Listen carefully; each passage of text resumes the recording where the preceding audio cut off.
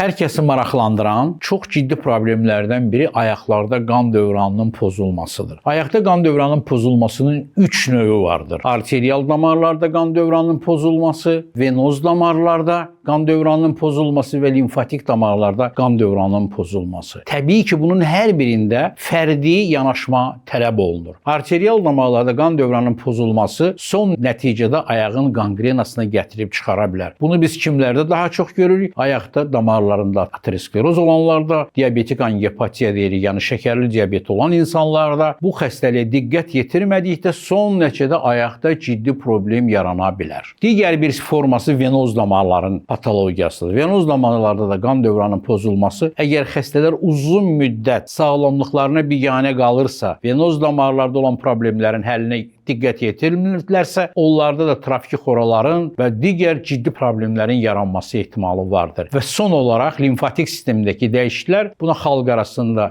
filayaqlıqla deyilir. Bu da nəticədə ayaqda şişkinliyin yaranmasına, bəzən isə bunun müalicəsi çox çətin olur. Ona görə də hər bir formada xahiş edirik, vaxtına müraciət edin ki, biz sizə lazımi köməkliyi göstərə bilək.